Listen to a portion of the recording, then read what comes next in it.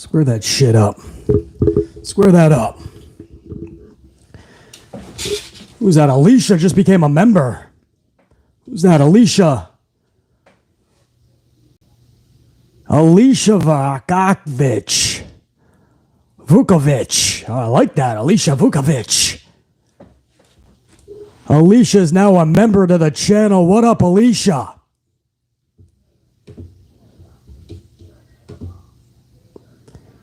My amplified unit, we are live, man. I'm hoping you guys can hear me. And I'm hoping that this, Sir Charles, man, that green and gold is looking great up in the chat, man. Those Green Bay colors are looking fucking badass up in the chat, man. Those green names with the gold card.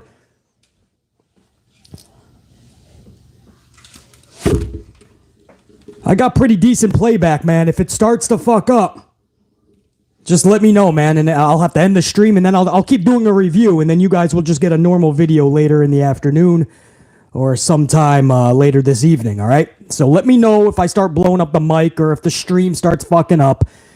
But for now, I got good playback. So for now, we're gonna shoot the shit, man. And I want to start off by saying, what up, everybody? Man, that green and gold looks amazing. All my members, man. We got a shit ton of members over the weekend. Was not expecting that turnout. You guys are fucking rock stars, and those gold cards are looking fucking epic. The definition of insanity is doing the same thing over and over again and expecting a different result. Guys, what are we doing here with these returns? I'm asking you guys, man. Right, let's just, for the people that ninja watch, right, they don't leave any fucking comments. They don't smash the up. They don't do anything. They just tune into every fucking video. They show no support whatsoever. And they're just like, Beasley's an asshole. But they won't miss any fucking video of Beasley. They always have to keep checking in on Beasley because they know I'm the fucking shit, dog. I'm running that shit. They know that. So I would ask anybody, what are we doing with these returns? What are we doing with them? Oh, Anthony Boley's got the fucking answer. Anthony's got it. We are bloating the roster.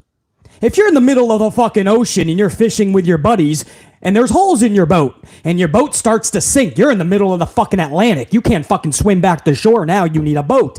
Your boat is fucking sinking. Oh, here comes another boat.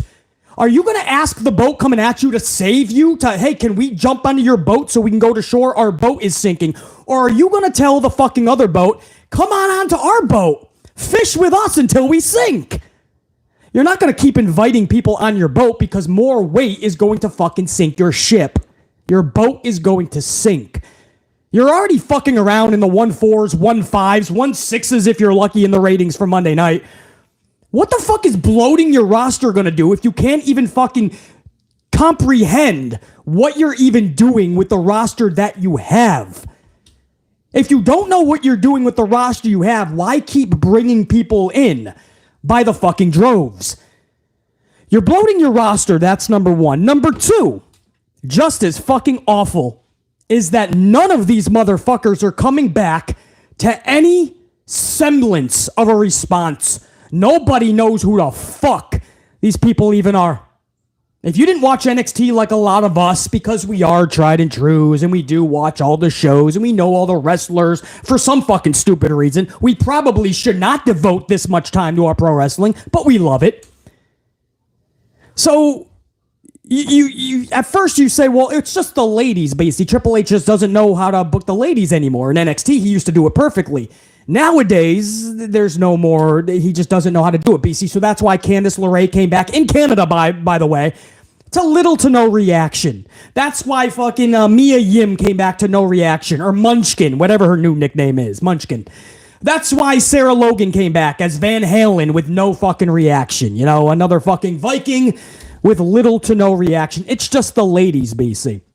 But that's not true. Dexter Lumis to this day is getting a fucking a shit-tard reaction, right? Dexter Lumis, we thought was brought up in a good way, and then they just drag this Miz thing out to the point where it's not long-term storytelling.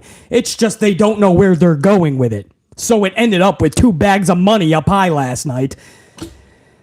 And you can't even fucking book Johnny Gargano correctly. Johnny wrestling, right? I mean, it's still taking a while for fans to realize who didn't watch NXT why they should give a fuck about him. And Triple H, the man of 3H's, is giving them zero reason to give a fuck. Well, what do you mean you don't love Johnny Gargano? He walks around with a whistle, and he blows a whistle at The Miz. And he stands as a cheerleader to Dexter Lumis. How do you not love Johnny Gargano? Right, we do. We know what Johnny can do. But there's a shit ton of fans that are showing up, and they don't give a fuck because they don't have a reason to care. So Triple H's have been doing this. 3H's, what does he do last night? He brings back Bronson Reed. Bronson fucking Reed. I shit you not. If you didn't watch the show, you're thinking that BC's just negative right now. I'm just frustrated at wrestling, and I'm never gonna be happy, man. That's bullshit. That's bullshit. If you go back and watch Bronson Reed's return to WWE last night, go back and listen. Go back and watch. The dude got zero reaction. He got nothing. Either they didn't know who the fuck he was, or they literally didn't give a shit who he was. And one doesn't trump the other. They're both really bad. If they didn't know who he was, that's really bad. And he just shows up to work with the fucking Miz. And if they didn't give a fuck that it was Bronson Reed, that's just as, if not fucking worse. Maybe one does trump the other. And the commentary, they have to make fucking Bronson Reed sound like he's fucking a million, like he's Andre the fucking Giant, like he's Randy Savage. It's Bronson Reed! Oh my, do you know who that is, KP? That's Bronson! And BC's like, oh, I had no emotion. I couldn't wait to turn back to the fucking Green Bay Packer game, to be honest with you, as we were beating the fuck out of the Los Angeles Rams. I could not wait to get back to that Green Bay Packer game. And when they were screaming out, it's Bronson, and BC has no fucking reaction. I'm looking and I'm listening to the crowd live. And they didn't give a fuck about this dude. And I'm supposed to go, what? Oh my, it's Bronson. We're going to get bangers now. We're going to get more bangers. Is he going to do the cool, when he goes to the top rope and he does the splash with all of his weight? Yeah. Is he going to do like a moonsault with all of his weight like Bam Bam used to do? Yeah. We're going to get more and more bangers. Because that's all we need, right? In pro wrestling on Monday nights, we need more and more bangers because we have not dipped in the ratings enough. 1-4s, 1-5s, 1-6s. Shit, we need more and more bangers to sink our own fucking ship at this point. Because we don't have enough fucking bangers in World Wrestling Entertainment or in pro wrestling. The ratings aren't shitty enough. Let's bring in more bangers from another guy who cannot fucking cut a promo if his life fucking depended on it. Because if you think Bronson Reed is going to captivate you with his promos, you got another thing coming, Jack. Just yet another reason he was paired with the fucking Miz. And if you think that's by coincidence, think again. Why was Tommaso Ciampa nearly immediately put with the fucking Miz? Tommaso. Why was Johnny Gargano? Why was Dexter Lumis? Why is Bronson Reed? It's the same VKM effect. Vince McMahon would put everybody coming in with the fucking Miz. 3H's is doing the same thing. If you think that Vincent Kennedy McMahon is not talking with Paul Levesque, 3H's, if you think that this is not orchestrated, these returns to the way that Vincent Kennedy wants it to, and H is not going to abide against the old bastard in Stanford, if you think they're not in cohesion here, if you think they're not talking about these returns and Vince says, hey, you got to put him with the Miz. If you think that's honestly what is happening here or not happening, you done fallen on your dome piece a couple, 2-3 times too many as a kid. And I'm not letting Triple H off the hook, by the way. If you want to call yourself the man, if you want to call yourself the boss man, you're going to get all the fucking heat when the shows have dire consequences on them. But if you think that Vince McMahon is not working with this dude on this type of shit, bullshit. Everybody has to come back to WWE and work with the fucking Miz? This isn't even shade to the Miz, by the way. But if you think that that's going to get over with the wrestling world, just look at how it worked with Tommaso or Johnny or Dexter.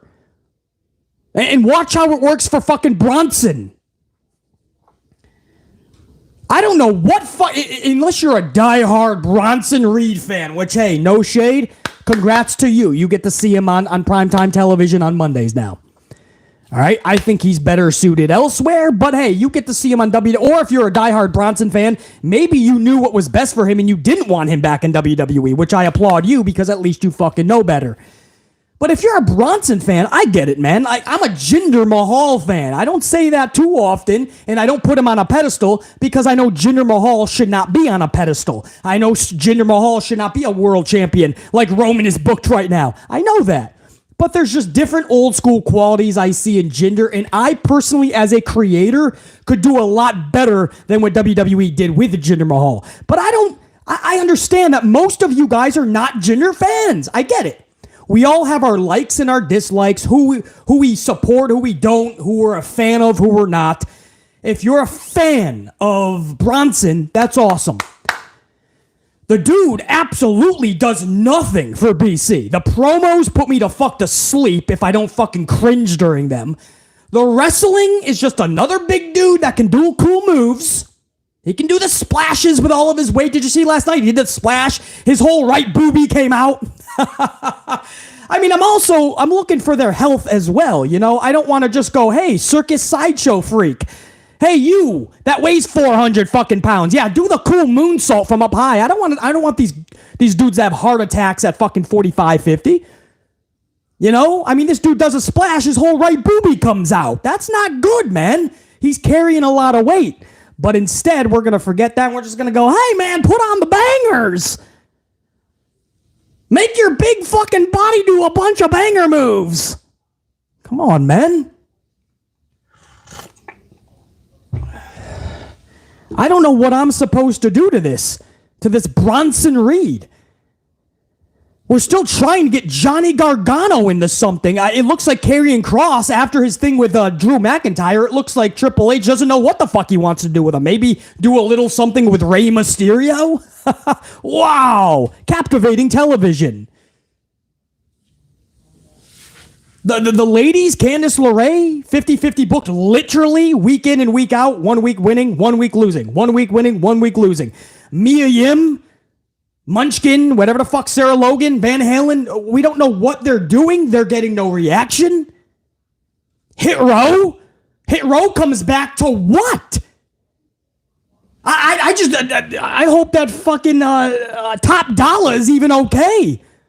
Top Dollar tries to do the over-the-top fight. That's what I mean. Why is Top Dollar trying to do a cruiserweight move where he's jumping over the top rope on the 5 individuals on the outside? Why? What is the risk is not worth, the reward is not going to complement that risk. Top Dollar's leg gives out, he says. That's why he didn't prefer. Do you know why your leg gave out, Top Dollar? Because you're over fucking weight and you're trying to be a cruiserweight. And eventually your body's going to tell you, no, brother, no. And then he tries to pick up a wrestler later in the match and he almost falls, almost drops both of them. That is not safe. And it wouldn't matter. Top Dollar or fucking beef at none of them. Hit Row gets no fucking reaction. So you bring back Bronson. That's fine. That's fine. But you better fucking have something worth entertaining us over. Something better be entertaining, because I don't know where the fuck BC is going to get interested in a Dexter Lumis versus Bronson feud initiated, driven by the fucking Miz, because you know that's where we're going with this. The Miz is going to be driving this fucking feud, and we're going to get Bronson and Johnny Gargano versus Miz or Dexter and Johnny versus Miz and Bronson tag team matches up our fucking ass all the way to Royal Rumble.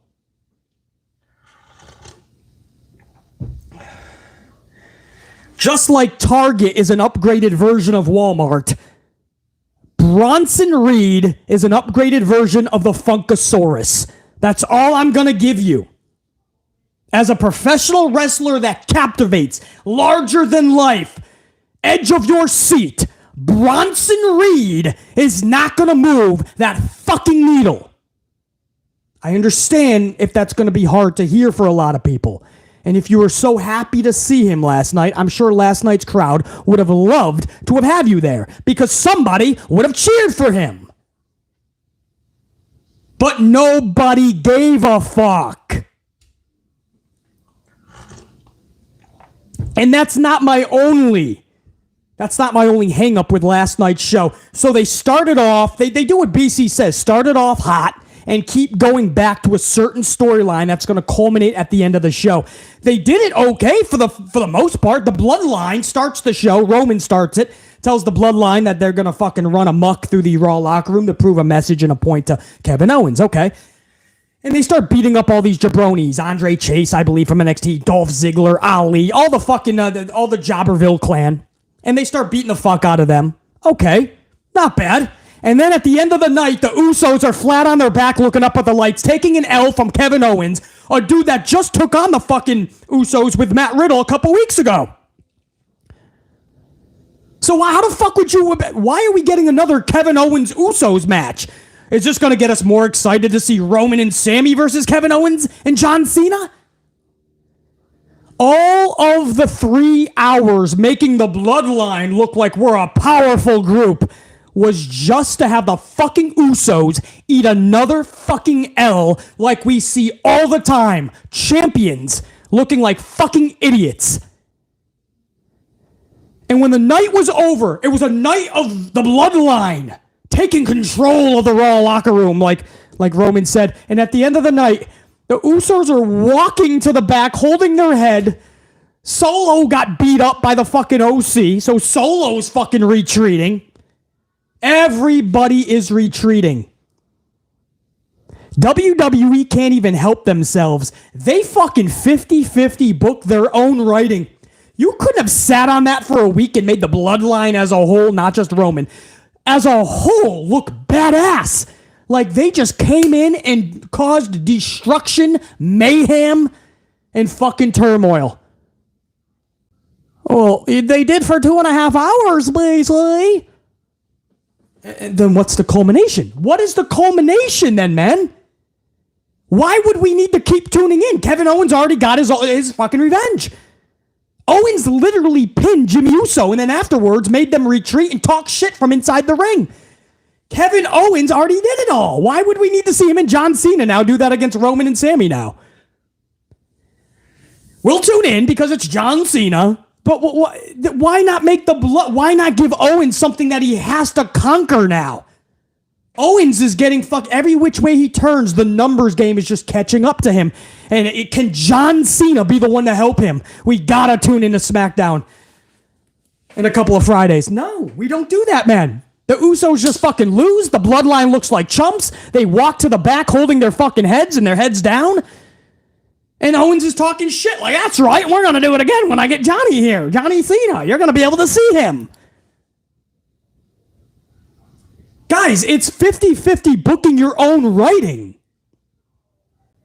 You say for 2.5 hours, we finally have a reason to look at the Bloodline like a group that is ultimate together, and then by the end of the night, they're looking like the fucking chumps that they always are. Like if Roman can't be there, the Bloodline cannot fucking survive. If you're going to go through that much trouble throughout the night to make the Bloodline look dominant, then have them culminate the fucking night.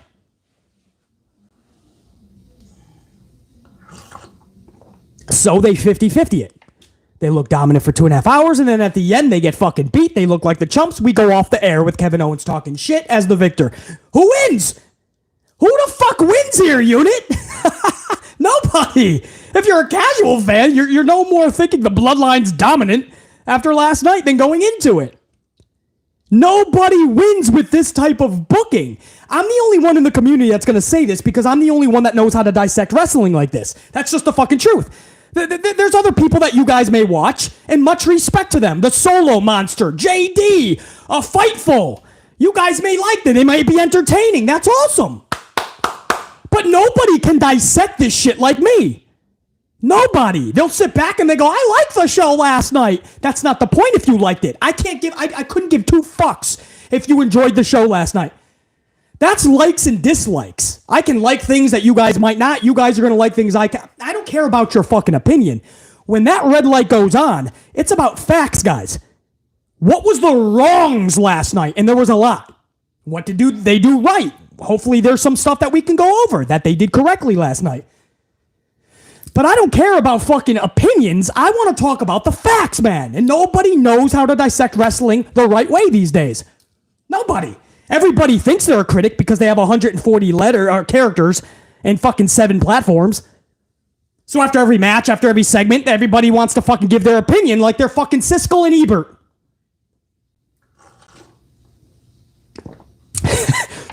Nobody wants to fucking call out 50-50 writing.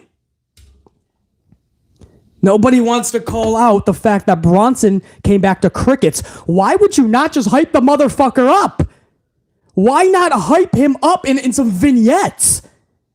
Right, back in the day, you had guys like Razor Ramon. Before they showed up, do you know that Razor Ramon had a vignette every fucking show? He'd be riding around in Cadillacs through Miami. He'd be fucking with people selling fruit on the side of the corner, on the fucking corner of the block. He'd be fucking with people, throwing his toothpick in people. You knew that when this guy showed up, he was not a good dude. He was the bad guy. You knew about it. If you want him with The Miz, make a story out of it before he gets there, right? Maybe he finds Bronson's fucking he's picking up side money. He's bouncing at a fucking big-time bar. A strip club, if you want to get edgy. And he's bouncing. Miz finds him, and Miz has been watching this dude, and this dude's throwing people through walls. If you get out of hand, he's not as a bouncer just throwing you out the fucking door. He's throwing you through walls. He's picking up some really good extra cash, man. This is a big-time fucking establishment. And Bronson's like, no, I'm not interested in side wrestling work. And Miz is trying to fucking get him. And then one day he fucking shows up. But you've already seen a month or 2 months of vignettes of this guy beating the fuck out of badass dudes at gentleman clubs or fucking bar rooms. High-established bar rooms, man. And Bronson, for fucking a month and a half, has just been destroying motherfuckers. That's just one idea, guys. One idea. But what happened to building these people? H is just bringing back everybody that got fired to show that all of his H guys are back. See, I'm in control. I'm in control. It's not my daddy-in-law. It's me. Meanwhile, he's sinking his own fucking ship. Why not make these guys into something? If you're going to... JR9, what up, JR9? Exactly. If you're going to do it, just get creative. There's no creativity. That's what I'm saying. 3H's is just like, well, we're going to have you come back because I'm going the Tony Khan route, right? 3H's has done nothing ever since AEW was created. 3H's only copies Tony Khan. That's all he does. Totally. When it was the Wednesday night fucking wars, he just literally copied everything Tony did. Everything. When it was a themed show for Tony, he came up with a themed show. When it was a different formula or formatting, he switched it over to Tony Khan's. When it's bringing a new fucking wrestler because the ratings are tanking, Tony Khan already did that shit. That's all he does. So here he is doing the same fucking shit last night. There's no creativity. He just brings it. He just shows it. They just show up. They just showed a fucking Bronson Reed out of nowhere, and then you wonder why there was fucking crickets.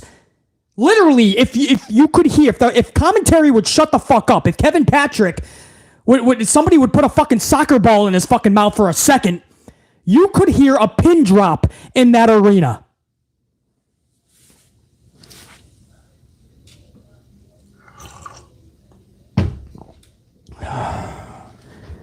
Becky Lynch loses, go semi-clean. There was a monitor to the back. Still flat on her back looking up at the lights. Becky Lynch loses. Bayley finally gets a victory. Listen, I'm not even going to complain too much on that. Bayley needed that shit. Now she's 3 wins out of her last 22. We'll fucking take it. AJ Styles loses middle of the ring.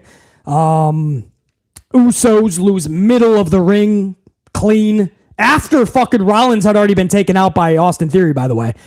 So Kevin Owens just beat up fucking half the Bloodline by himself. Yeah, that makes them look like fucking champs. Exactly, Russell. He reacted. He was never proactive. That's Triple H's whole entire career. Everybody has said that about Triple H.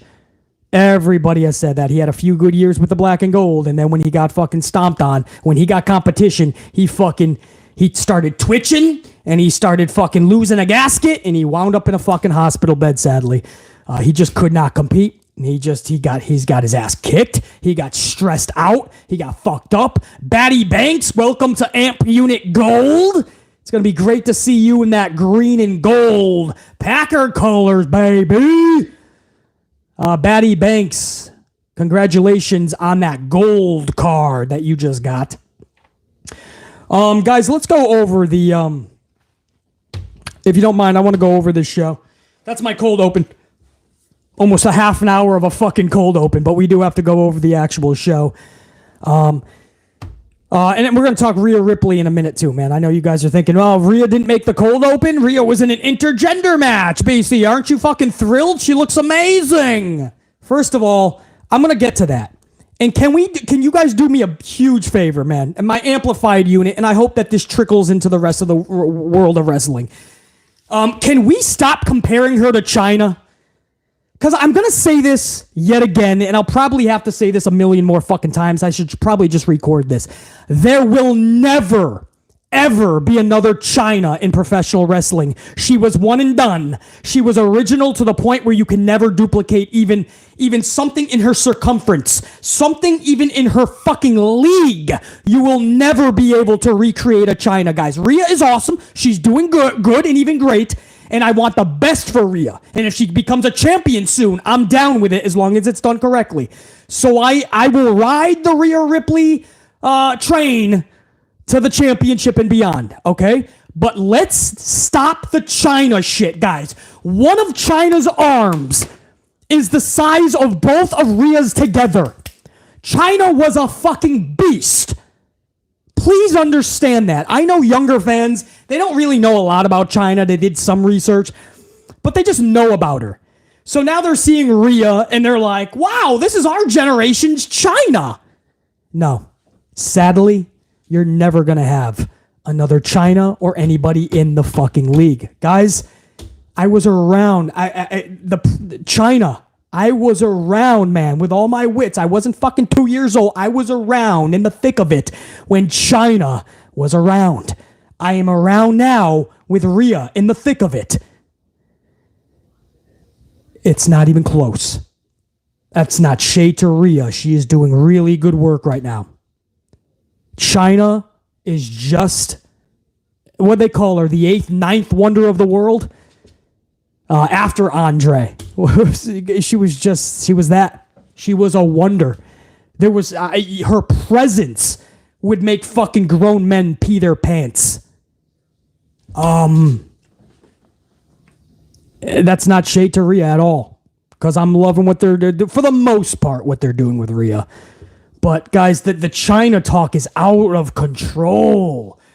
Everyone's like, goosebumps, oh, it's like Chyna. And I'm like, what? Rhea Ripley in Chyna? Is that really what we're doing just because Chyna's more, or Rhea Ripley's kind of like a brute, so now every type of brute is going to be like a Chyna? Chyna was a legit beast, man. Ninth wonder of the world.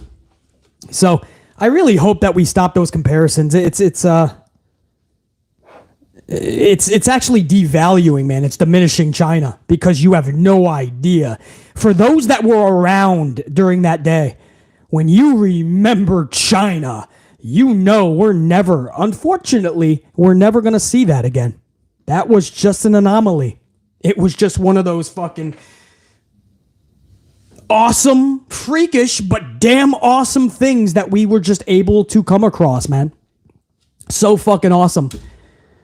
And her best years were cut short, you know. Paul Levesque did her extremely dirty.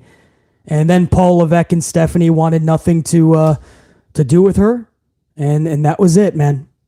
That was it.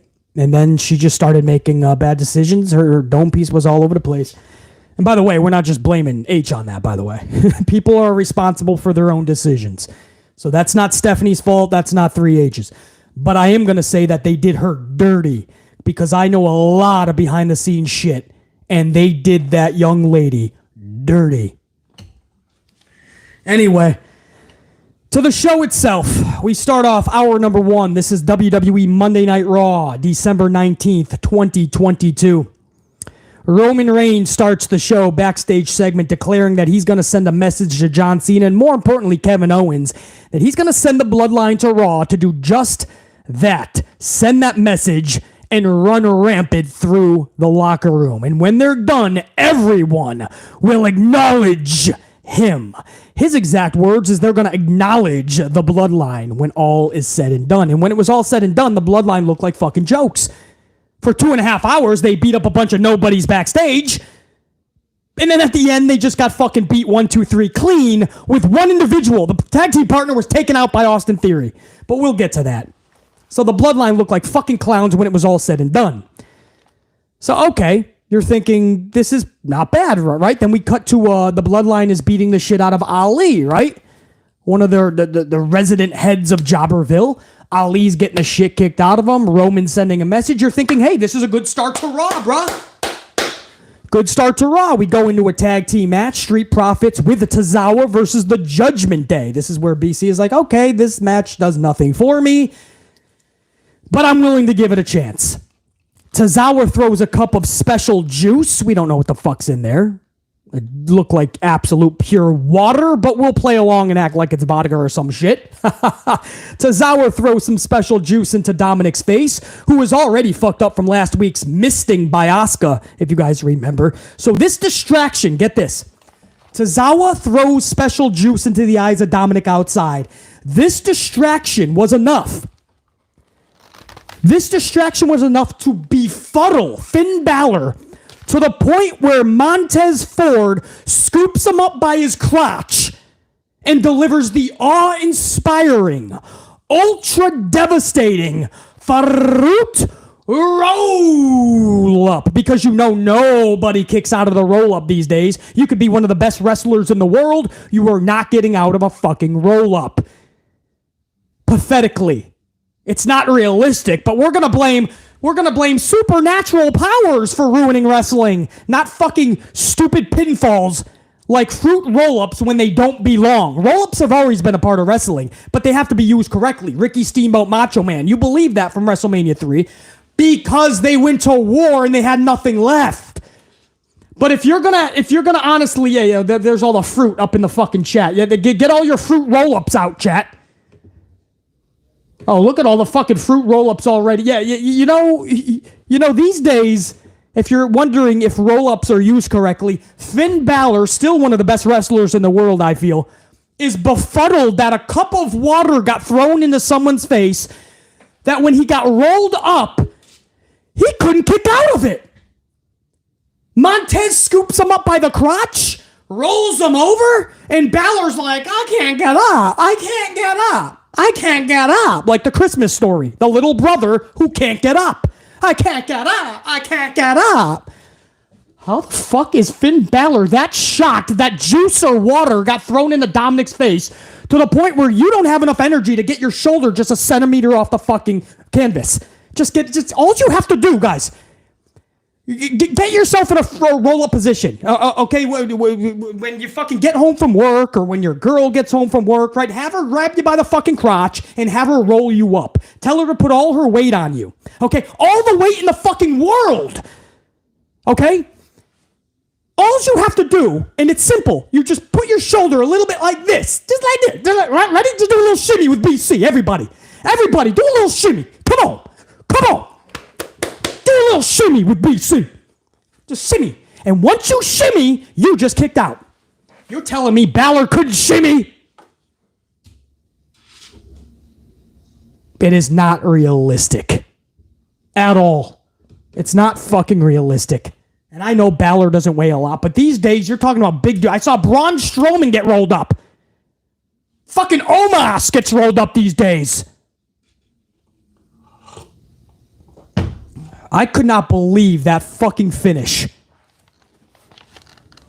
Fucking Balor gets rolled up because he's so befuddled that water got thrown in Dom's face.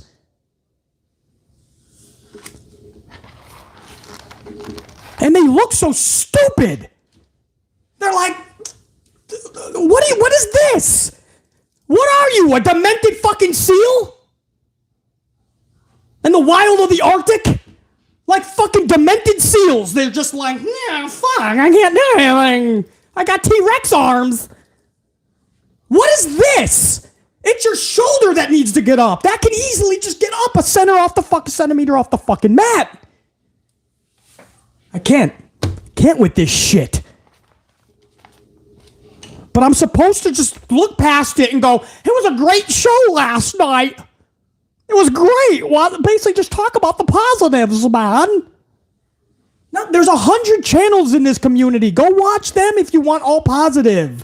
Or if you want me to say how this was an amazing show, or this was the best show that H is putting out. It's not going to happen, bro. The decisions that are made are the exact decisions that are keeping this company in the 1-4s, 1-5s, 1-6s if they're lucky. It's not Monday Night Football. It's the bullshit booking decisions by 3H's and, that's right, special guest, VKM Vincent Kennedy McMahon. Because he is absolutely involved in this shit. So afterwards, after Balor gets pinned by Montez Ford by the fucking scoop of the crotch roll-up, he rolls him up for the 1-2-3. Legit, Ford beats Balor with the fruit roll-up, which is absurd. Post-match, Rhea Ripley demands a match against Tozawa because Tozawa was the one that took the eyesight away from her dummy. You hurt my dummy? Nobody hurts my dummy. What the fuck is a dummy? So anyway, Tozawa now has to fucking take on Ripley when we come back from commercial break. Intergender match. This was a short match, but a match nonetheless. Not a quick squash. This was an actual match, just short. Ripley defeats Tozawa, literally stacking him, like folding Tozawa in half. Like, please think about it, guys. If you're fucking your old lady missionary, that's basically the position that Rhea has Tozawa in, and literally just like puts Tozawa's fucking feet to his head. Poor Tozawa on his social afterwards said, and my 2022 is finally over, and he left a picture of that. Poor Tozawa could not wait to get the fuck out of 2022. Rhea Ripley absolutely fucking just folds this guy in half. Now, I know the general consensus is this is awesome, man. More intergender matches. Rhea looked like a beast. I get that. But what the fuck about Tozawa, man? Is this really... is he just set for a release? He got the Shed the Ninja outfit, and then he just has been losing every fucking week in the weirdest ways anyway. And then last night, he can't even beat a female. Now, I know it's not a normal female, but I mean, what does this say about your men's roster? What does this say about Tozawa? And guys, where's the end line? If we keep up with this Rhea Ripley beating men, where does it end? Guys, in the chat, does Rhea Ripley beat Ali and Ali saves face? Like, can Ali go on after losing to Rhea Ripley and we can honestly believe he's a future world champion? I'm asking.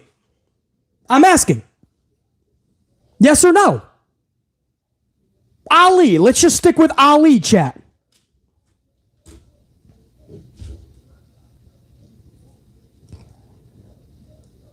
No, and then we're going to think he's going to win the world championship.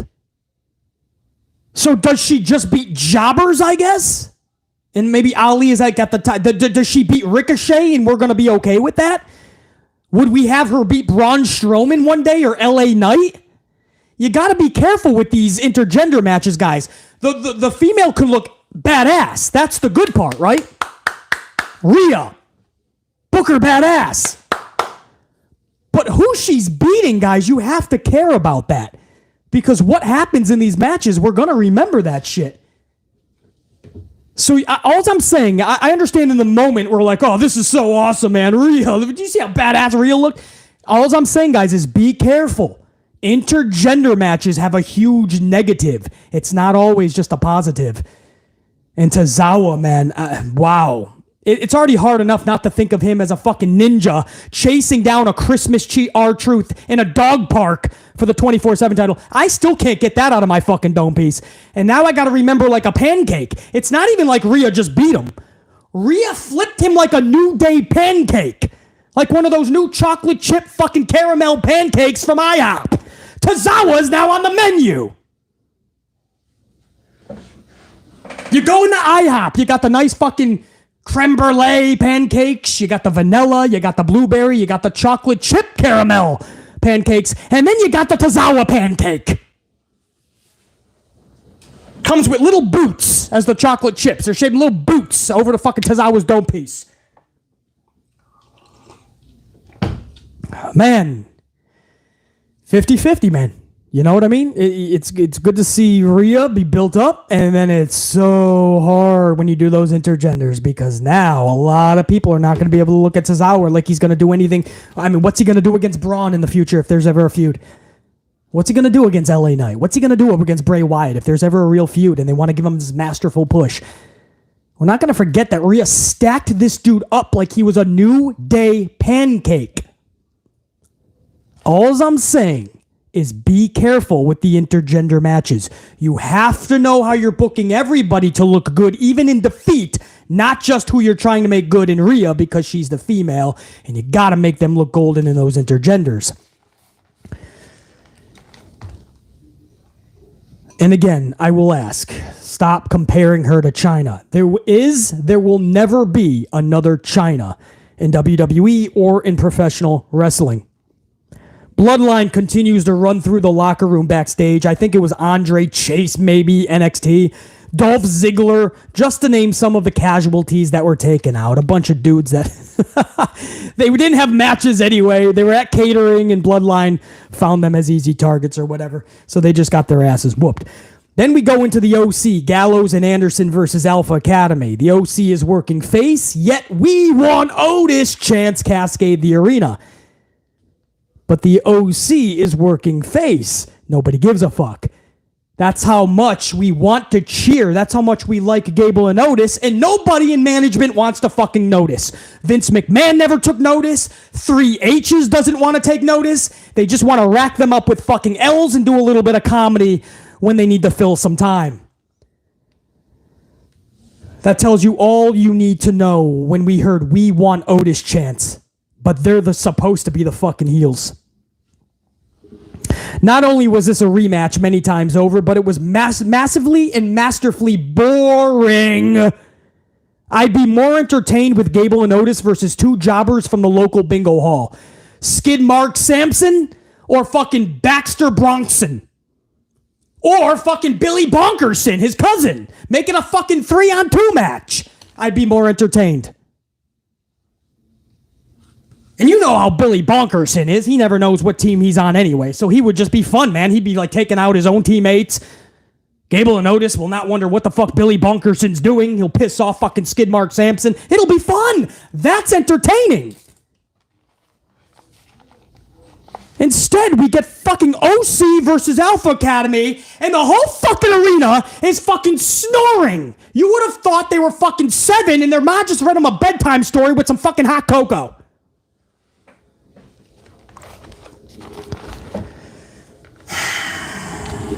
Magic Killer is hit. Gallows pins Gable. Gable is now 4 wins out of his last 50 matches.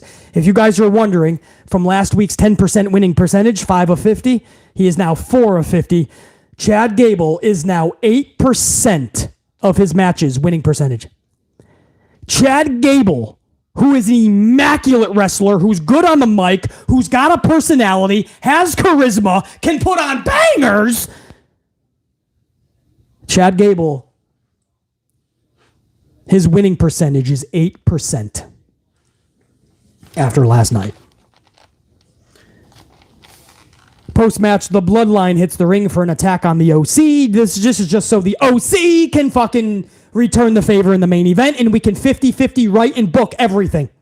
So not only are the wrestlers 50-50 booked in WWE, but the fucking writing is 50-50 booked. The Bloodline's beating all the jabronis up throughout the night, and then the Bloodline is losing at the end of the night.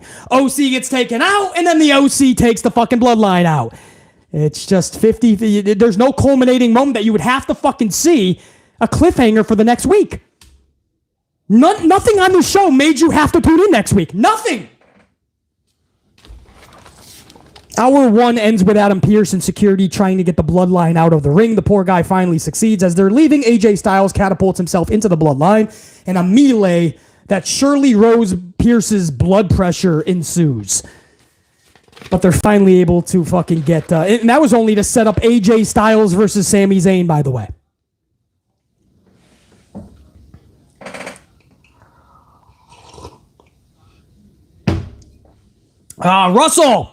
Russell, a banger, according to the kids.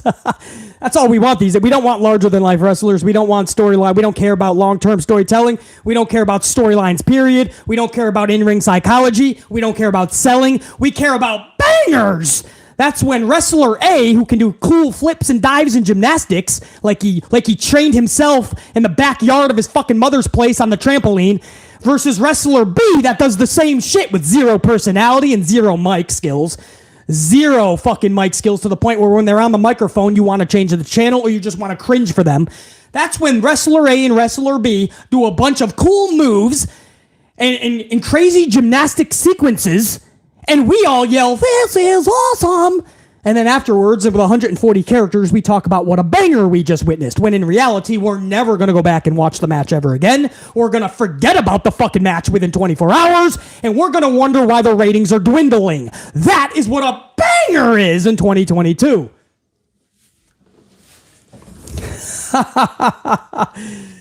Oh, bro. Hour number 2, we get a backstage sit-down interview between Alexa Bliss and Bianca Belair. You want some positivity? You're about to get it. Alexa actually mentions her time with Bray Wyatt, how he left her and she was broken with abandonment issues. And after therapy, it just left her a shell of what she once was. But Bianca, this is what she says, "But Bianca, you have to realize I was winning championships before you even walked in the door." Bianca says, "Then come and do it then. Take mine. Take my title." Byron Saxton thanks them for their time. Bianca goes to turn around. Lexi takes a vase nearby on a table. This vase that was on a table, she takes it. You could already see the wheels were spinning in her dome piece. Bianca goes to turn around. Alexa takes the fucking vase, smashes it over the back of the dome piece of Bianca Belair, shatters the vase in a fucking 1,000 pieces. Beautifully done here. Man, the character development is so beautiful, and they're letting it breathe. It's taking its time. She's mentioning Bray Wyatt and why she understands Bianca can't fully trust her because of her time with Bray and how she's been acting lately. But here's the reason. I still have those issues from my time with Bray. I'm trying to work through them. My time with you and being your friend and your friendship has helped me. And Bianca's like, "I can't buy a word of what you're saying, but we'll see." She turns around. Boom! Alexa turn. That's the fucking turn. If you were wondering if she's going to be a heel or not, or is this going to kind of be a tweener Lexi, this was a fucking heel turn. I mean, Bianca's got a lot of faithful face fans, right? She is that face. And Lexi did this dastardly deed where behind the champion's back, she puts a vase over her dome piece, bro. It was fucking beautiful. Absolutely beautiful, man. Chat, what about Lexi, bro? What about Lexi? Come on, man. Even if you don't like Lexi, that was a segment, man. You want positivity? People always say I'm so negative. I'm always angry with WWE Raw. There's a fucking positive. Dev Owl, fuck yeah. Kev MD, fuck yeah, man. Lord French Fries. JR9, phenomenal to the fucking T, brah.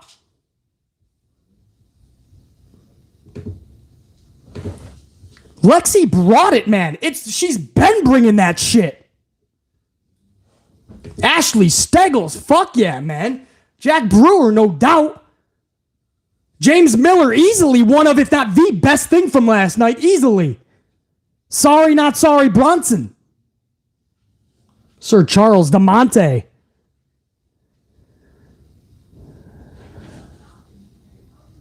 King Malik, 857. No doubt, man. DJ is a project. Imagine that shit, right? No doubt, Ray Hunt. Red King, flawless indeed. You know it, Pile Driver. So, guys, that's the fucking that's positivity right there for everyone that's thinking I don't do positivity. There you go, man. I thought that was beautiful. I would have even let that breathe a little bit more. Afterwards, it took about 4 seconds. They did a little bit of an up close on Bianca. I would have had like Byron really trying to get help for fucking Bianca. Bianca sells it a little bit more. We don't even need to see a facial shot. Just kind of like she's like thriving and fucking now that she comes to, she's holding her fucking head. She doesn't have to be knocked out. They're trying to get Alexa. Alexa's just kind of looking at her damage for a minute or two. I would have let that breathe even more. A few seconds later, they went right to like Corey Graves and Kevin Patrick. And they're like, oh, wow, that was crazy. Now on to this next thing. That was so good. I want to see that just breathe a little bit more even. That's the only fucking thing I would have changed on that. More of it. Let it breathe more. What a fucking segment. I cannot wait to see where this goes with Alexa and Bray Wyatt. If it's together or if it's separate, at least Alexa finally has a character development in process. At least Alexa is becoming something again. Up next in hour number 2 was a double or nothing ladder match. All the money from Dexter was up there. All the money that The Miz was able to get to match that. And whoever can climb the ladder, they get all the fucking money. A lot of this match was spent outside. Miz was trying to like drown Dexter in a bunch of ladders and chairs and all that shit. And then he gets in the ring and Dexter's able to get out of the flood of chairs and ladders and he stops them. And this was a stereotypical ladder match. If you've seen one ladder match, you've seen them all, especially the ones that are individual. In fact, you could probably come up with 87 ladder matches that were better than this one, but it was okay for what it was. And at the end of this thing, Dexter Lumis is taken out by Bronson Reed. Bronson Reed returns to WWE, gets to the main roster, takes out Dexter, helps Miz retrieve the money, win the match, and it was to literally crickets in the arena. Literally. Nobody cared. Amp Unit, I can't even, guys, I can't say this any other way other than you're going to have to go back and watch it yourself if you didn't see it. The guy got no reaction. That does not make me happy to say. I'm not a Bronson Reed fan. I'll be the first to say that. I think on the mic, he puts me to sleep. There's nothing that he says on the mic that intrigues me. It's another dude that can do some cool moves in the ring, and he's got some weight, so we're going to be in more of awe, right? He's going to do the splashes from the top rope and all that. Other than that, I'm just not a Bronson fan. But that aside, I still want success for him. I still want to say, hey, at least he's involved in something cool. And if this keeps up, I can then be a part of that. I can maybe become a fan in the future. I haven't been that way yet in all the work that I've seen of Bronson, NXT and elsewhere. But the fact that nobody said a fucking peep when he showed up, that's not just casual fans in the arena. It's either they didn't care about him or they literally didn't know who the fuck he was, which means 3H's botched. Put him in some fucking vignettes. Let people know who's coming so there can be a reaction, it's called. When somebody comes through the curtain or comes through the crowd or hits that ring, you get what is known as a reaction in pro wrestling. This guy showed up with no reaction. And that's becoming a theme with 3H's. He's just bringing back all of these people when he doesn't have a fucking clue what to do with them. He doesn't have a clue what to even do with them, guys. Not a fucking clue what to do with them. But he keeps bringing back more and more and more. How about you book Otis? How about you book Otis correctly first, and then in the future, when you have Otis corrected, you can bring back Bronson, because Otis is a big boy who could do cool moves, but he intrigues us. He has charisma. He has personality. He can cut promos. They just shut him up. You can't even correct Otis. You're having problems with Dexter carrying Cross after Drew McIntyre. You're having problems with them. Johnny Gargano's walking around with a fucking whistle. Mia Yim turned into Munchkin. Sarah Logan is a Van Halen concert. Candice LeRae is literally, by definition, 50-50 booked every week. And none of them got a fucking reaction. But no, let's not listen to the red flag that BC is throwing up in the air. Let's just say it's awesome. Let's just say this is amazing. Can't wait to see Bronson in some bangers. Chat, if you go back, if you looked and you heard when he showed up, I want you to look at the crowd. Don't just listen. Yeah, that's not good. That is not fucking good. Emma, pile driver, I forgot all about fucking Emma. You could do a whole list, guys. Some people say Bray Wyatt was his only great return. Guys, Bray was coming back regardless. Whether it's Vince McMahon or Triple H, Bray was always coming back. Bray was never suited for AEW. Bray knows this. Wyndham Rotunda. Him and Vince fucking clashed. They collided, just like Vince did with Hogan and Savage and Stone Cold and all of them. And they always come back. Bray was coming back. Triple H didn't need to facilitate a fucking comeback. Not like Sasha, right? H is going to have to shell out money if he wants fucking Sasha. I understand that. And that doesn't look like it's going to fully work. They have some type of an agreement. But Bray was always coming back. You didn't need H for that. Everybody that H is bringing back is clueless booking. Absolutely clueless booking.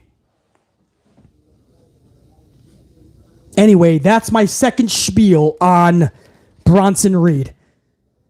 I hope, and I know this is not the case, I hope they have a plan. But he's hanging around The Miz like everybody else. So be prepared, guys, for a tag team match probably next week or the week after. Ready? It's going to be, get ready for this banger. It's going to be Miz and Bronson versus Johnny and Dexter.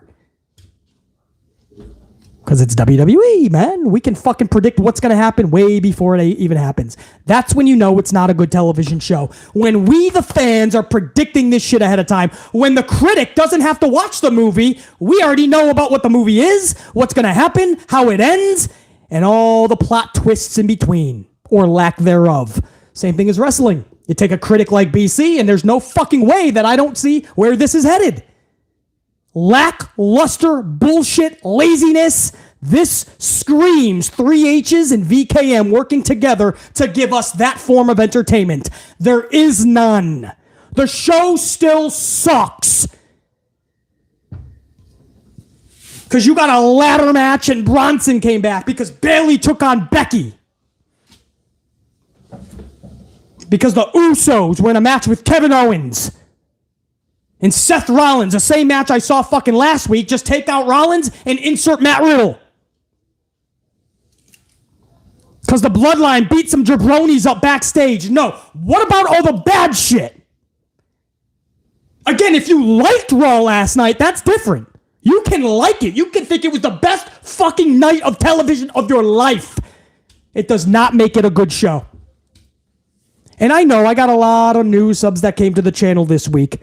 So, allow me to reintroduce myself. I am BC Amplified. And this is a channel unlike any other, man. I don't care about what you like and what you don't like.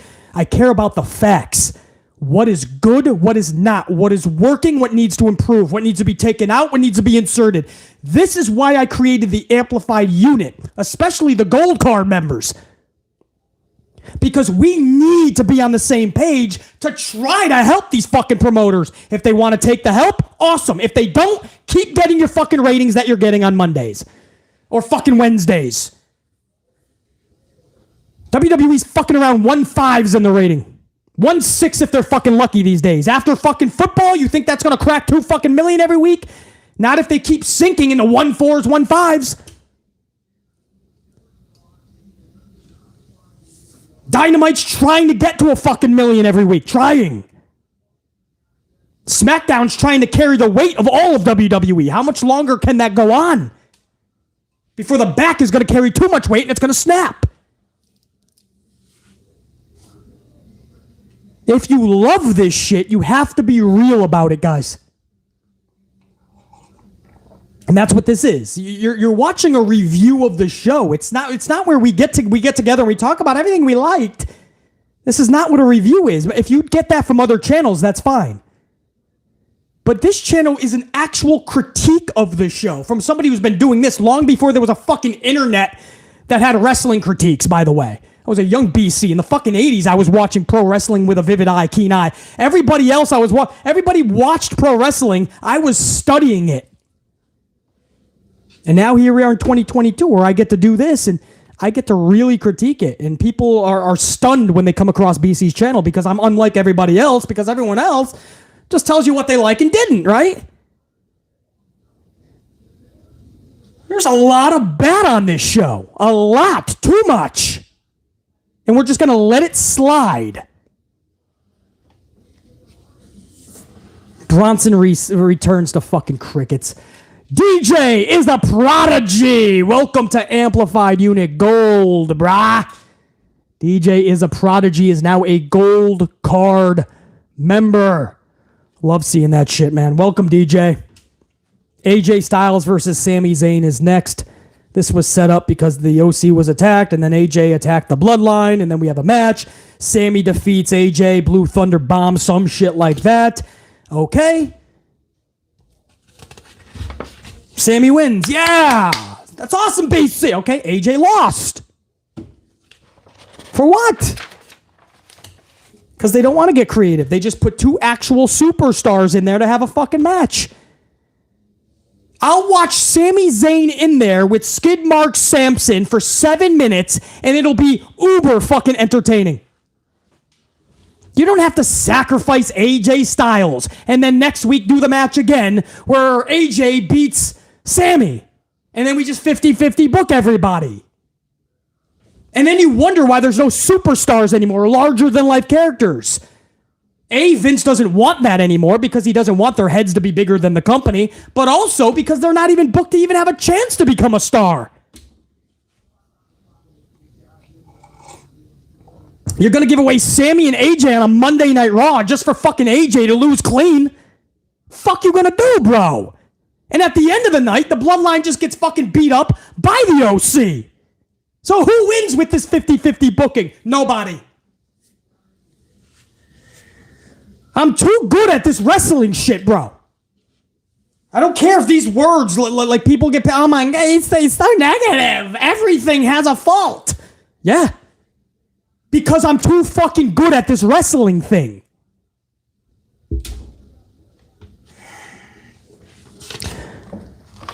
Hour number 3, Seth Rollins promo. Austin Theory comes out, says, the champ is here. Nobody reacts. Could have been, it's the same reaction you get if Bronson Reed showed up. After some back and forth, Theory says, and I quote, he's only the third, meaning Rollins, he's only the third most successful member of the Shield. We've already heard this line in AEW. That's just a rehash line. And he's been to the mountaintop. So Rollins has been to the mountaintop and he fell off. So Rollins flips out and says, kid, you got it all wrong. I am the mountaintop. I am Everest. Now, I love this, bro. I miss the real, authentic Rollins. If he's going to be a face, this ugly sweater Joker character sing-along edition is not going to do it. Because that's what Seth Rollins is right now. He's a sing-along, ugly sweater character Joker edition. Looks like he stormed the closet of Becky Lynch every week. He's half Joker, half the actual Rollins. He has a sing-along. I don't know what I'm viewing or what I'm supposed to react to with Rollins. I don't know what this guy is. He's a smorgasbord of mishmash. I don't know what we're getting here. It's like giving a toddler Legos. You don't know what the fuck they created. I don't know what Seth Rollins is supposed to be as a character. I don't. And he's supposed to be a face. Then just give us Seth freaking Rollins. Seth fucking Rollins. I don't want this weirdo in this weird flashy fucking costume outfit. And I don't even mind gimmicks, by the way, if done correctly. But Rollins doesn't need this, especially as a face. And this weird pausing during his promos to do a sing-along. Oh.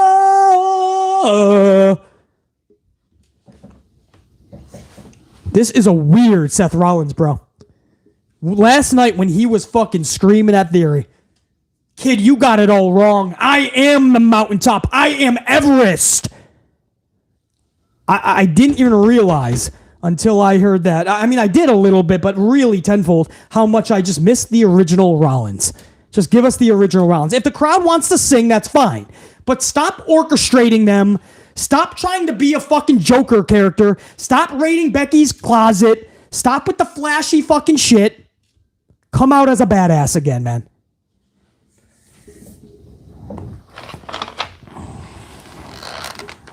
Bloodline hits the ring. Rollins says, we'll finish this later. We have business. Bloodline takes out, well, because Theory actually runs away. This was supposed to be a reset, Austin Theory. It's the same Theory. He's still cocky. He still runs away. He still cheats. He still does all of that. He's just a little meaner now. He set down the cell phone and he put on a green jacket and took out the yellow fucking outfit that he had. Okay, that's, wow, what a reset. Thank goodness they ruined Money in the Bank for that reset. So anyway, Theory just runs away, bro. Theory wants nothing to do with this. Bloodline beats the fuck out of Seth Rollins. Kevin Owens hits the ring. Owens makes the fucking Bloodline run away, or they brawl a little bit, and this sets up a tag match later in the night. Rollins versus the Usos. Same match we saw a few weeks ago with Riddle or supposed to be Elias. Or it's supposed to be Riddle, but Elias was in there, right? Something, or it's supposed to be Elias. I don't fucking know. We just saw this shit with Owens and the Usos, but let's do it again on Monday because they want us to forget. So we'll act like we forgot what we saw in the past. What do we got here? Oh, is that everything? Oh, yeah, that's going to be the main event, that tag match. All right. So before the main event, we get Bayley versus Becky Lynch. Bayley defeats Lynch after the ref kicked Io and Dakota out. This distraction allowed Bayley to strike Lynch with a broadcast monitor to pick up the W. This was a much-needed win for Bayley. She's now 3 out of her last 22. She needed that. Becky Lynch takes a fucking L on Monday Night Raw for zero fucking reason. Same thing with AJ and Sami. Let's just put Superstar in there with Superstar because we're stupid. That's WWE for you, man. Because they don't want to get creative. So let's just 50-50 book our stars. And AJ just loses a fucking match. Becky just loses a fucking match. It is befuddling to me how this company, A, doesn't give a fuck about producing a good television show that makes sense. But also, even more befuddling is that they don't even care to give you a good television show that makes sense. They don't even care. They don't even give a fuck. They give you a fluff show last night where on paper you think this is just going to be dynamite. AJ versus Sami, Bayley versus Becky, a ladder match. Bloodline is running amok. And then you literally look at how everything was booked. And coming out of Raw when they faded to black last night, what the fuck got accomplished? What got accomplished? I'm asking what got accomplished? Why would you need to tune in next week? You don't need to. It's redundant. It's redundant. 3 hours of Monday Night Raw. 3 hours of Raw, and you need to see fucking nothing. That.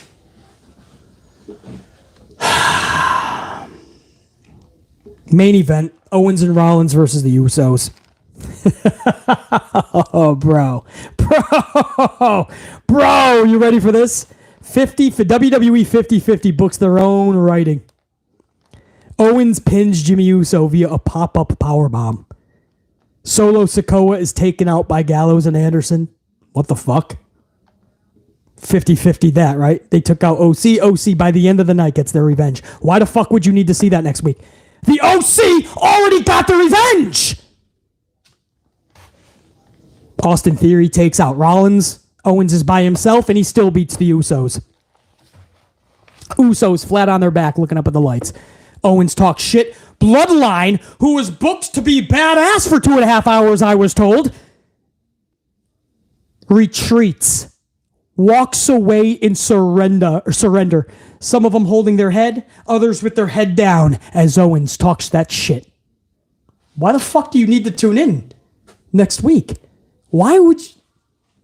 I don't even need to see John Cena and Owens beat the Bloodline. We just saw Owens victorious against the Bloodline.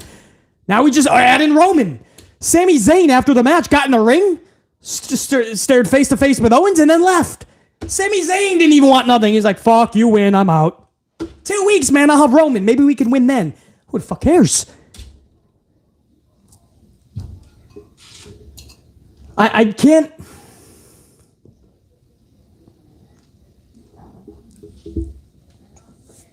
That's the show. That's the show, everybody. You know, on paper, you think it's a great show, and you're like, oh, BC's going to love this. Well, what do you want me to love? Legit, let's have a real discussion here.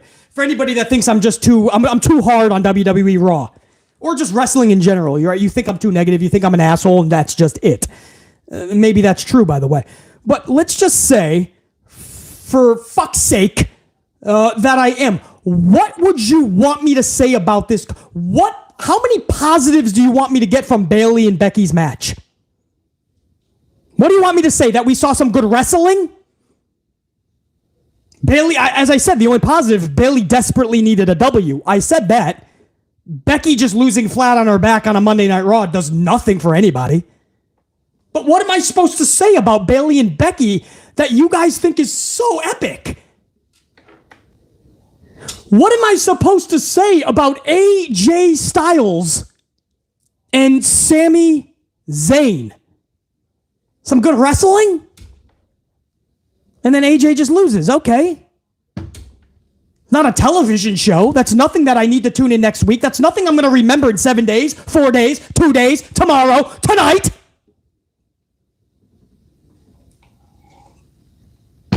The ladder match. If you ask me in 7 days about ladder matches in WWE, if you think Dexter, Lumis, and Miz is going to be on the top of my fucking dome piece, and it was just a week earlier, you'd be so fucking wrong. And I know most of you are going to be the same fucking way. I would pick Shawn Michaels, Razor Ramon at the top of my dome piece when I think ladder match before that shit.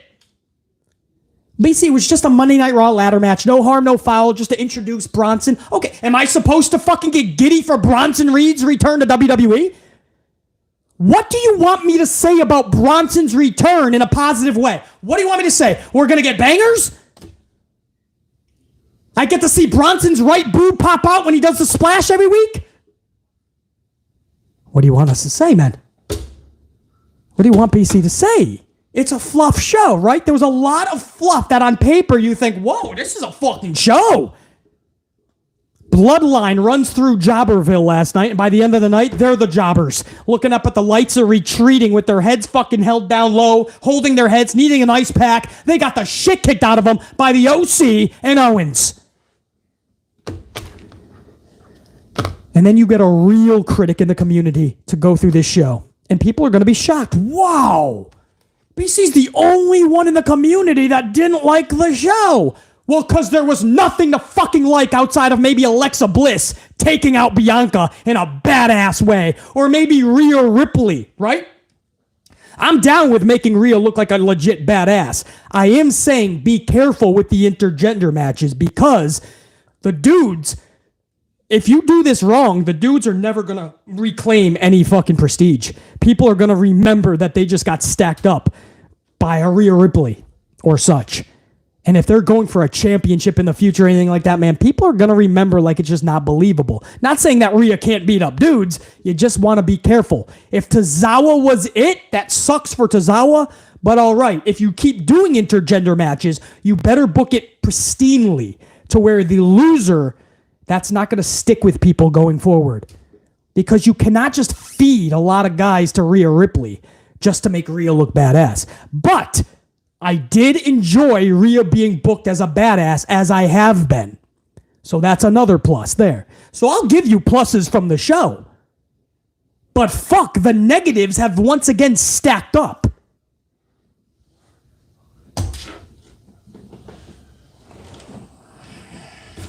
Amp Unit, much love and appreciation to everybody that was up in here, the hundreds that were live, the thousands that'll catch this later. I know I went live on a half an hour notice in the middle of the afternoon, so most of you guys are going to catch this when we are not live. So for you guys, past BC is telling you future Amplified Unit members, thank you for still showing up, checking out the review, and smashing that up. Live, we already went over 200 on the ups. We are now headed toward 300 from my Amplified Unit members, man. 300 on the ups is next. So I thank you guys that were here live, and I thank you guys for my future Amplified Unit members, because within the next 24 hours, there's going to be thousands of people that catch this review. I hope you guys all can handle the amplification. My newer subscribers, I know I'm not exactly what you were expecting. I'm off the fucking wall bonkers. I am truthful. I am honest to a fucking fault at times.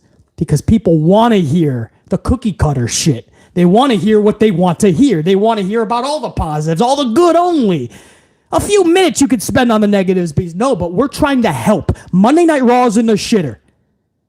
I can't tell you that this show is going to do much better than a 1.6 in the ratings.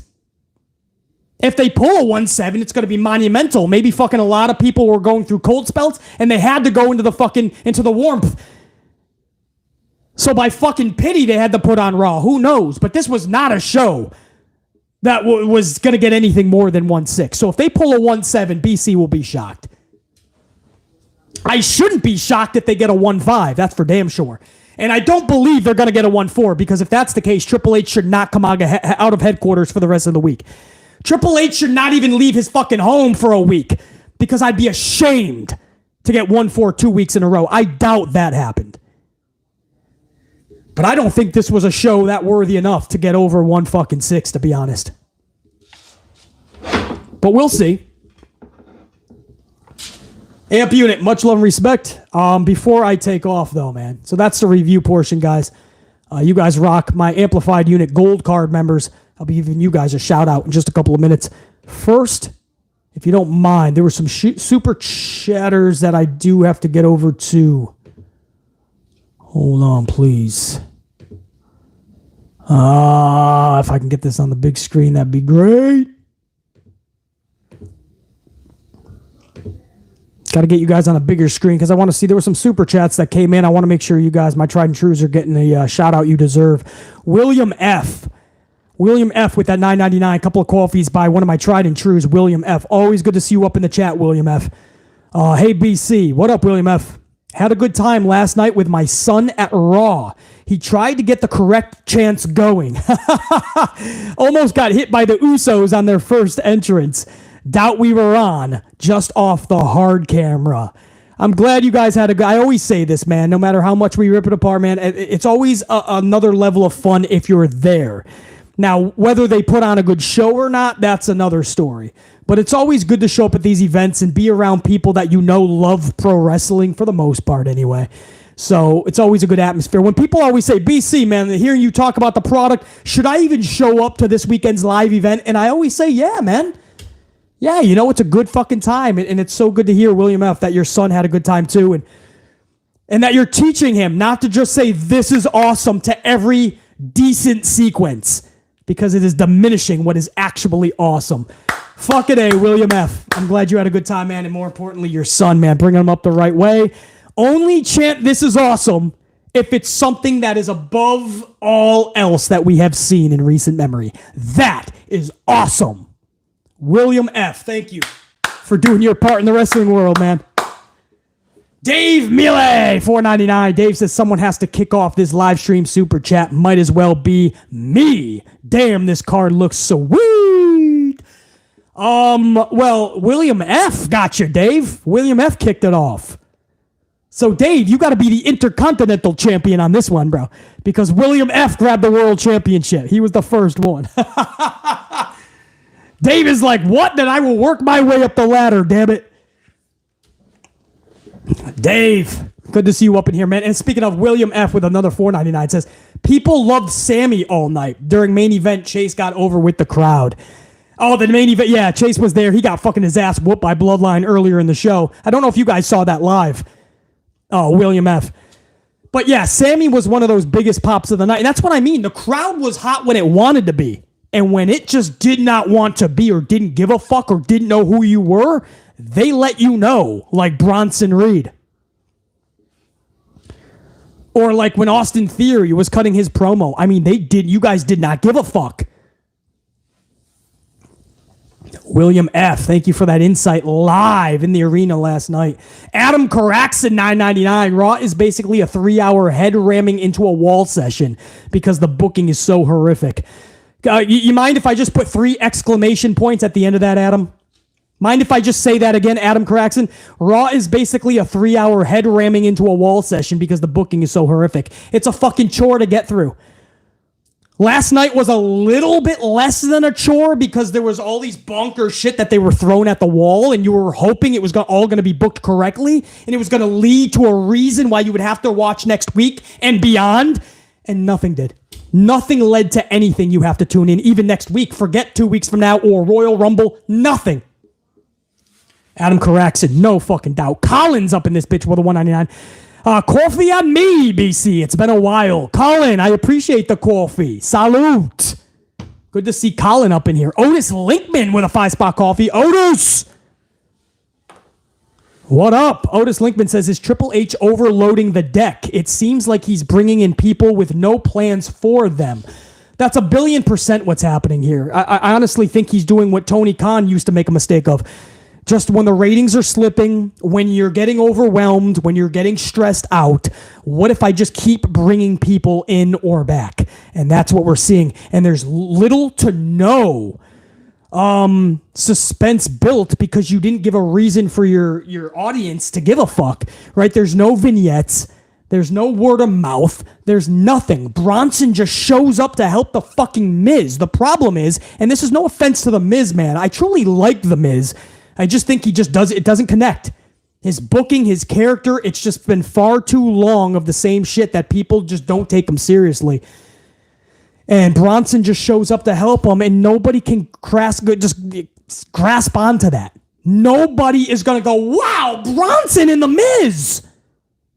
Nobody's going to do that, man. Otis Linkman, the short answer is a resounding yes. Good to see you up in here, man. Thank you for the coffee. Willard Bayless, Amp Unit Gold member, 2-spot. Speak the truth, bro. That's why I love your podcast.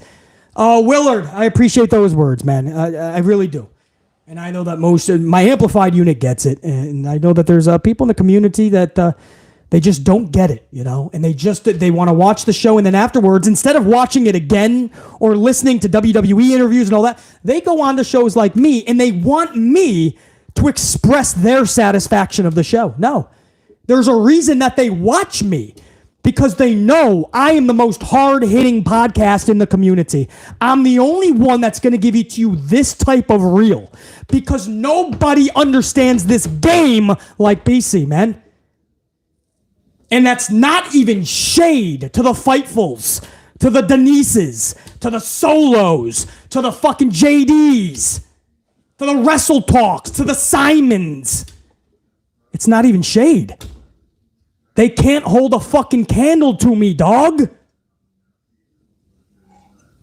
I'm next level when it comes to dissecting pro wrestling. This game is my bitch.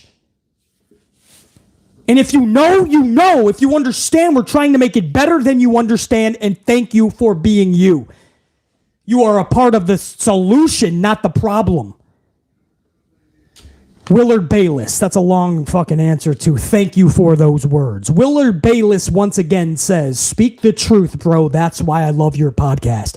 That's why BC does this podcast. For people like you, Willard Bayless, my gold members and beyond. You guys fucking rock. Kevin MD, $1.99. The show was fine until that match Tozawa and Ripley. Right, which do the math. Kevin MD, that was less than a half an hour. So the show was fine until fucking 25 minutes into the show. That's the problem. Hey, you want to have the bloodline run amok? I love that shit. I'm the one that says, start hot, keep going back to that story and then end with a culminating moment that catapults you into needing to find out what happens next week. They fell flat at the end. They had the Bloodline run amok on a bunch of jobbers for 2.5 hours, and then they had them flat on their backs looking up at the lights. Rhea's taking out fucking Tozawa, stacking them like a New Day pancake. People are losing for no fucking reason. They shouldn't even be in the matches taking fucking L's like Becky Lynch and AJ Styles.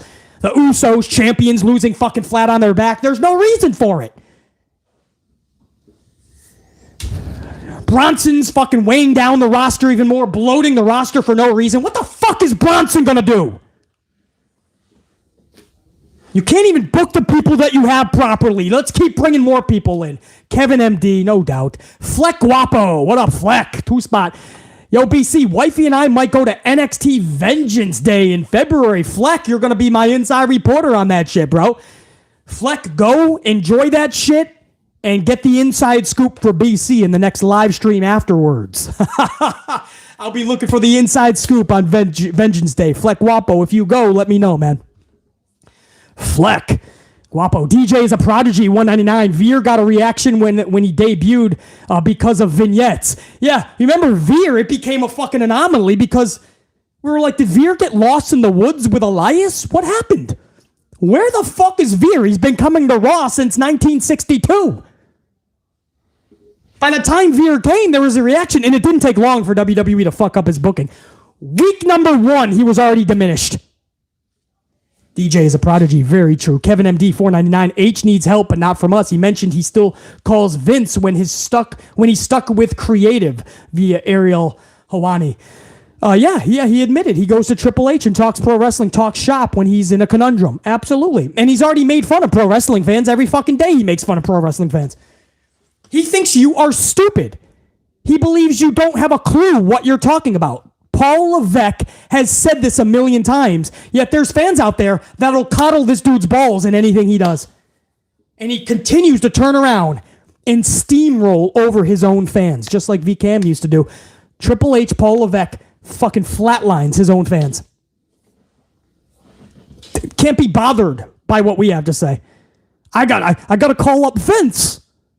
When he talks, I need to put my fucking schnoz deep up his fucking ass. Kevin MD, no doubt. Clutch City fan, 5-spot. I do miss the real Rollins. That promo was fire. You heard a little bit last night in that Rollins promo. Kid, you got it all wrong. I am the mountaintop. I am Everest. Man, it's that type of Rollins that I miss.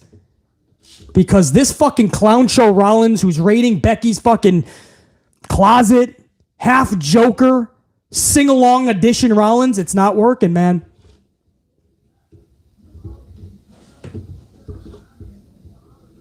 If he's going to be a big face, you have to make him that burn it down, Rollins, man. Kick that music into high gear. Fuck the sing-along shit.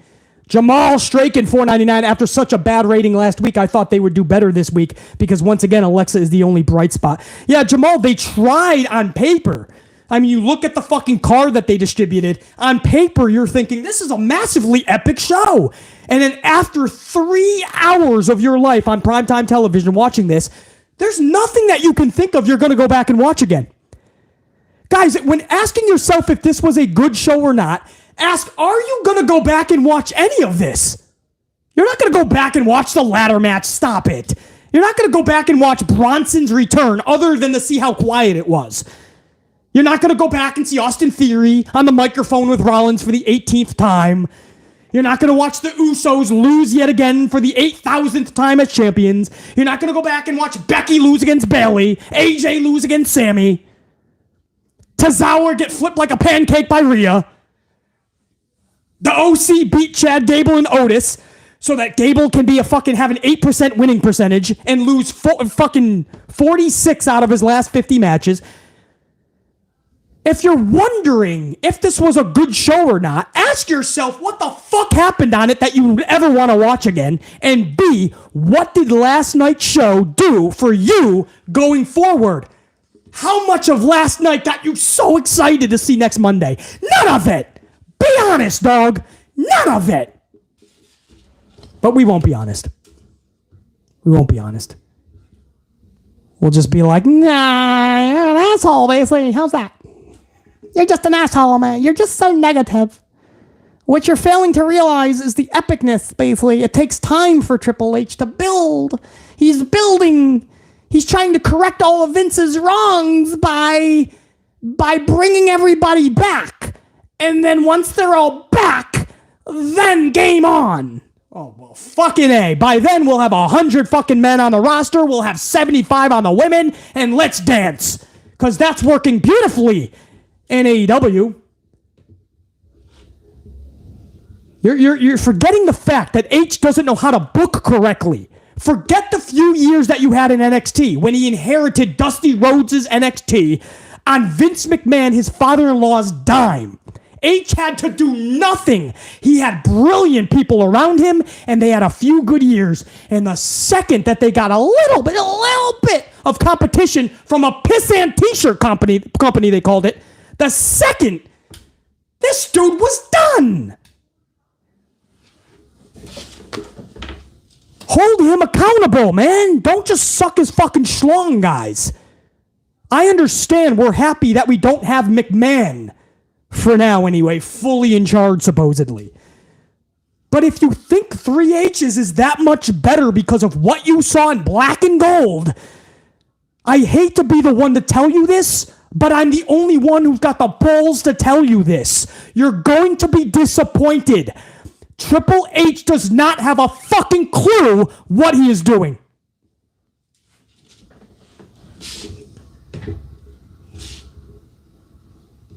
But we'll sit there and we'll throttle Papa H's fucking schlong till you're blue in the face. Anyway, that was one hell of a live stream, guys. Over an hour and a half. I appreciate every single one of you guys. And before I take off, man, my tried and true Jer9 Gaming up in this bitch. Jer9, my right-hand man, 2 spots, says Raw isn't even on next week. It's a 2022 recap show. Jer9, I didn't even know that. That's probably why they threw everything at the wall last night and nothing stuck. That is a botch by 3H's. And Jer9 is now telling me that it's a recap show anyway. You know what? He probably knew he was going to pull a fucking 1.2 at that point, Jer9. Thanks for telling me that, bro. Saves us all 3 fucking hours.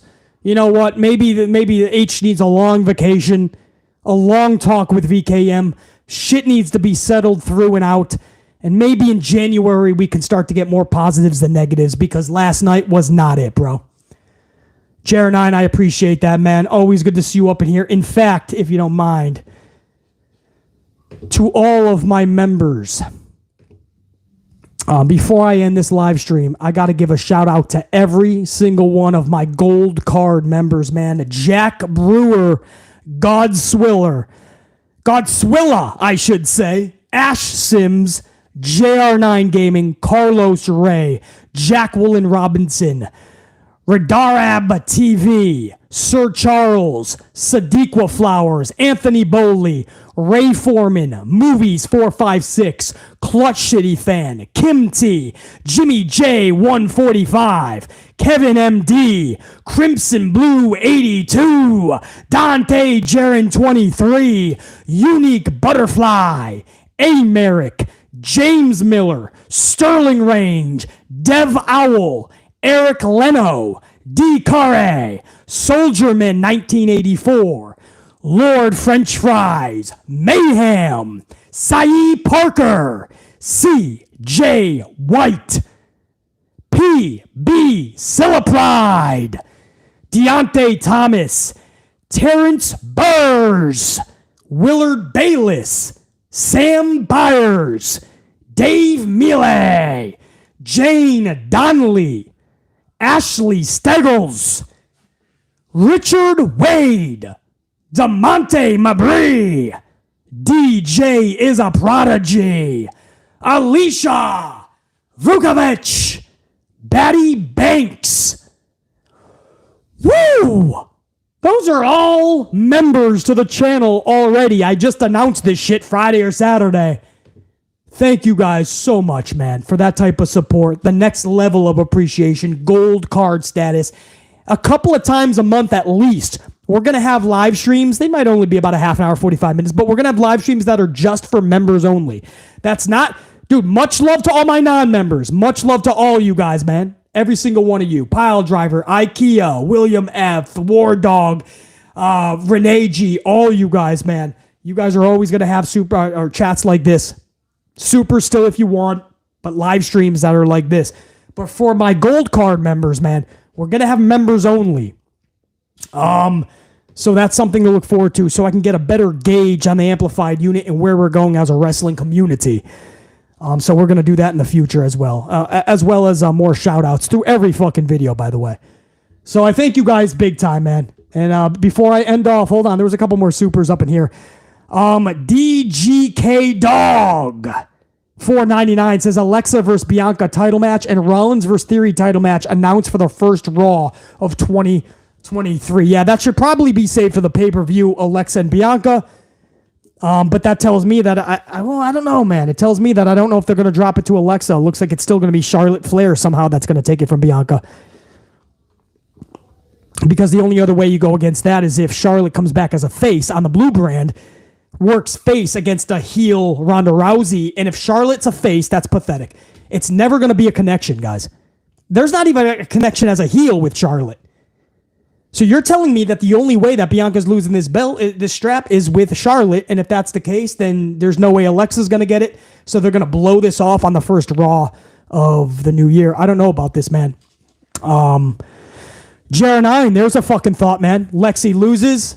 Bray takes her over to SmackDown so we can really kick that into high gear. There's a great possibility. Because DGK Dog, you're right. Those matches are set up for the first Raw. The problem is you got to be very careful how you're booking this shit. And 3H's has shown us he doesn't have a clue what the fuck he's doing. Just like Vinnie Mac never knew. H doesn't know what the fuck he's doing. So, yeah, absolutely. Thank you for that, super brother. And Ashley Steggles, $8.99, my gold card member. Ashley Steggles, I would have had the Usos win the main event and then have Roman walk out applauding them for doing the job. No fucking doubt, brother. Exactly, Ashley. Or even if you don't want Roman there. He doesn't work Mondays. That was a pre-tape. I understand at the beginning of the show. But after the Usos win or after there's a beating, I want a beating, not just beat Owens. Beat the fuck out of this dude. Austin already took out Rollins, so that sets them apart. And then on the fucking Tron, Roman appears. And Roman is once again laying down the message to Owens, and he wants that same message regurgitated to Cena. You see what the fuck just happened to Owens? You show up next Friday, not this upcoming, next, with the Cena match and Owens. You see what happens to Owens? That's what's going to fucking happen. You might not want to even show up, John. It's a subtle reason to give a fuck about what's coming up, but it's still a reason. What they did last night was ruin the first 2.5 hours of the show with the Usos running through everybody in Jobberville. You beat the fuck out of Dolph Ziggler. You beat the fuck out of Ali. You beat the fuck out of fucking Chase. And at the end of the show, you were flat on your back looking up at the lights, and then you retreated, walked away, hurt, and wanted no part of Owens, who was by himself at the time. Or the OC took out Sikoa, I should say. But Rollins, your tag team partner, was taken out by Theory. It's fucking stupid. You guys know that. You don't need BC to tell you that, guys. Even if you think I'm just an asshole and I'm always negative, you know that I'm correct. The last part of last night's Raw ruined everything you did in the previous 2.5 hours.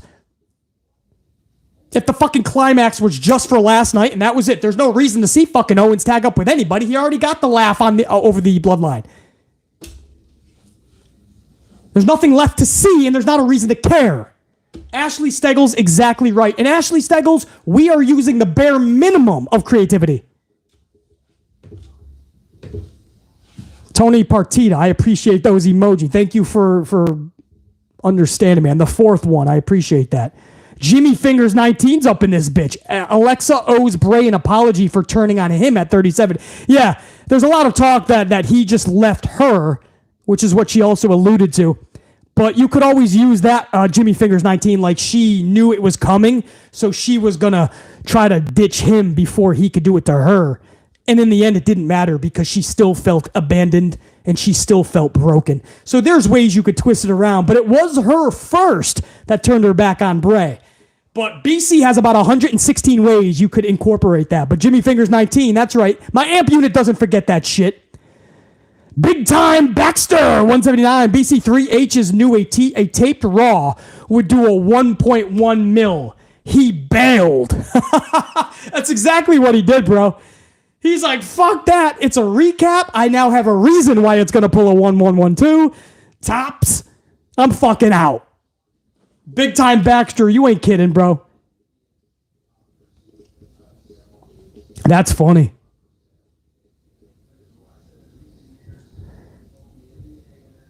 Willard Bayless, my gold card member, Willard Bayless with a 5-spot coffee says, BC, you need to take over WWE Raw. Willard Bayless, man, you know, it's one of those things where it's not a pat on the back. It's not like, oh, I can do better, like a Monday morning, armchair quarterback is what they used to call that. You know, you're on your couch the next day and you're like, oh, I could have done this better than Aaron Rodgers, which this season wouldn't be that difficult. But guys, I really, man, they just need somebody like BC. How's that? I'm trying to think of a non-egotistical way to say this. If not BC, somebody like. The problem is there's not many in the community. That's for damn sure. But they need a BC to go in there and just come in with fresh ideas, fresh thoughts, who knows how TV works, and I can work with their TV, you know, where to place your timeouts, and then I can work with them and tell them a better way to do your breaks, your commercials, without being so formulaic that we know when they're going to commercial every time. They need a BC in there to totally flip this show upside down and make it fun again. Guys, 3 letters, F-U-N. It needs to be fun again. These shows are not fun anymore. And you know I'm right, man. I don't even give a fuck if you like me or don't like me. I never gave a fuck about that my whole fucking life. If you don't like me, sometimes that makes me happier. But you know what? You gotta believe the words are the most truest you're gonna hear on this platform. WWE Raw is not fun anymore, man. You guys know I'm right, dude. You might not want to hear that. I totally understand that.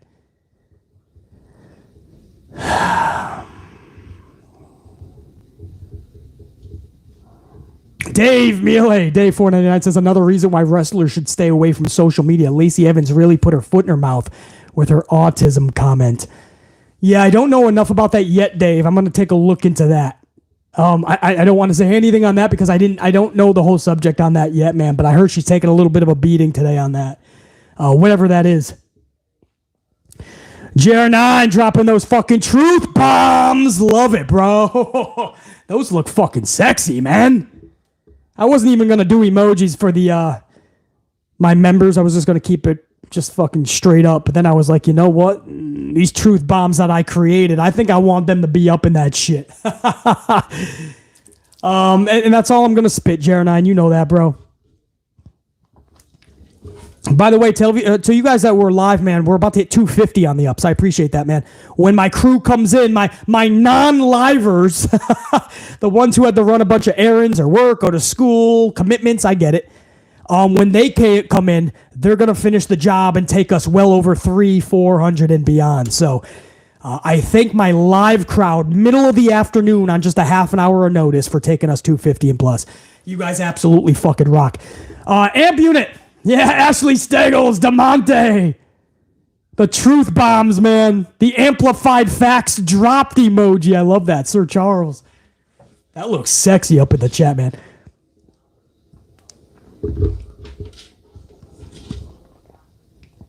Yeah, that is badass, man. All right, my amplified unit members, man. What a live stream. We're going toward 2 hours, so I'm going to let you guys off the hook now so you can go about your day.